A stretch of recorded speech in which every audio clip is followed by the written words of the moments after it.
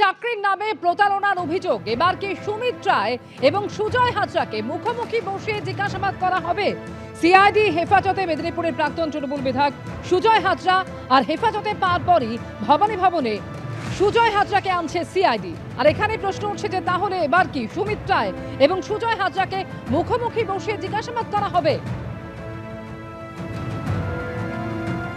ইতিমধ্যে আপনারা জানেন পরপর 4 দিন সুমিত রায় তাকে সিআইডির তরফ থেকে ডেকে পাঠানো হয়েছে। তাকে শালবনী জমি দুর্নীতি মামলায় তাকে জিজ্ঞাসাবাদ করা হয়েছে।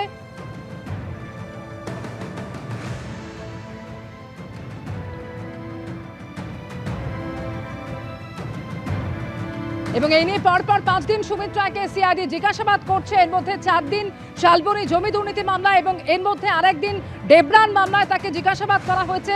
আজকে চতুর্থ দিন শালবনী জমি সংক্রান্ত দুর্নীতি মামলায় তাকে জিজ্ঞাসাবাদ করছে সিআইডি। আর এরই মধ্যে যে খবর পাওয়া যাচ্ছে, সুজয় হাজরাকে নিয়ে আসা হচ্ছে ভবানী ভবনে। সৌমেন চক্রবর্তী এই মুহূর্তে আমাদের সঙ্গে টেলিফোনে রয়েছে। সৌমেন, কি খবর পাচ্ছ? দেখো, আজকে সিআইডির এক প্রতিনিধি দল মেদিনীপুর জেলা এবং দায়রা আদালতে একটা আবেদন করে।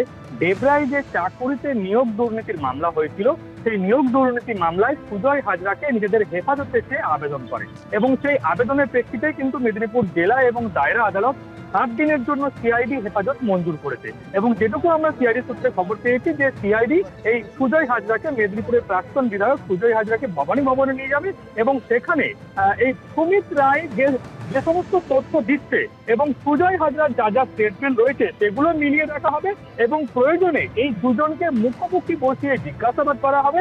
কারণ আমরা জানি শালবনীর একদিকে যেমন জমি দুর্নীতি মামলা রয়েছে, তেমনই ডেবরাতে চাকুরি দুর্নীতি মামলা সহ মোট 9টি মামলা হয়েছে পশ্চিম মেদিনীপুর জেলার বিভিন্ন প্রান্তে, যেখানে সুজয় হাজরা অভিযুক্ত এবং সুজয় হাজরার সাথে সাথে এর একাধিক মামলাতেই সুমিত রায় অভিযুক্ত।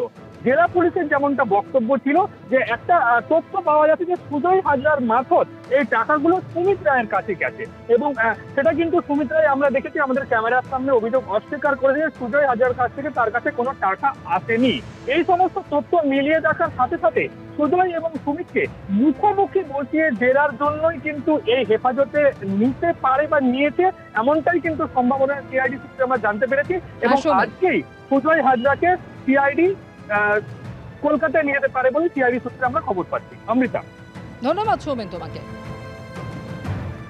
ডেবরা যেটাতে চাকরি দেবার নাম করে টাকা নেওয়ার অভিযোগ ছিল, যেটাতে কাজী অ্যারেস্ট হয়েছিল, পরবর্তীকালে সুমিত রায়কে যেটা বর্তমানে তদন্তের স্বার্থে ইন্টারোগেশন চলছে ভবানী ভবনে, ওই কেসে সুমিত রায়ের ওই কেসে সুজয় হাজরাকে আজকে 7 দিন সিআইডি পিছিয়ে প্রেয়ার করেছিল। 7 দিনই এলাও হয়েছে।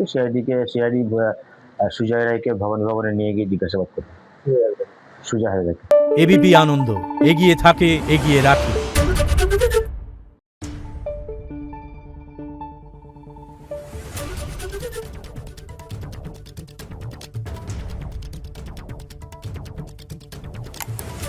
Thank you.